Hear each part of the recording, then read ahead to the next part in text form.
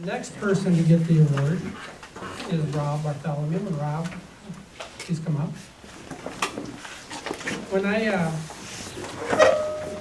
think of Rob and hot air ballooning, goes back to Indianola here in the 1970s and stuff. But Rob had this really unique balloon that I don't know, I wasn't the balloon you started. You flew it for a long time, but he had a solid blue envelope with two banners on it, and the banners were of two hogs with their nose crossing, and it said, "Hogs are beautiful." It was such a distinctive balloon and design that I think many people would think of Rob would think of that too. So, anyway, Rob, why don't you come up and tell your story? Well, things have changed a lot in 40 years. My first flight in the Nationals was in '74, and the way they did it back then, the first 2 or 3 days, they give you a bag and you go out in the country and fly in and drop it at the X at Simpson College, called CNTE, and that's how you got qualified to keep on going. So one of the first mornings that we was going to fly, it was very windy, and we all figured we wasn't going to fly, and I'm laying in bed in Carlisle at my home, and Indianola radio station said the balloons are flying. So I called my crew, and it said balloons are flying. So we hurried and got to Indianola and picked our bag up, and it was very windy.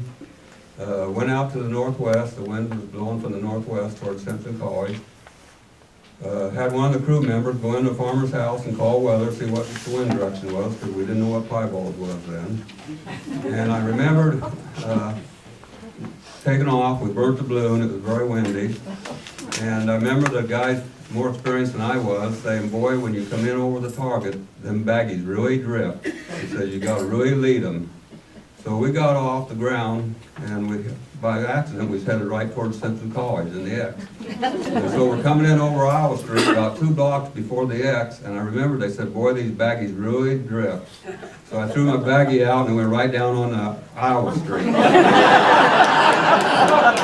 And, but you know what? It was amazing. I was 2 blocks off, and I still qualified. But then a few years later, we found out that you could use pie balls, and so that was a great help in ballooning.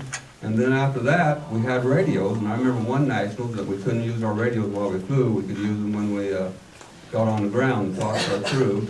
And then in the later years, GPSs. And here I'm walking to the pilot meetings these last 3 or 4 years, and all these younger pilots are carrying laptops and all this stuff. And they said, "Rob, you got to get in the program or you're never going to do any good anymore." So I put my map on my iPad last year, and that didn't work. And then I put it on this year, and my first flight I got over here, I lost my map. I had to get somebody to get it back on my iPad.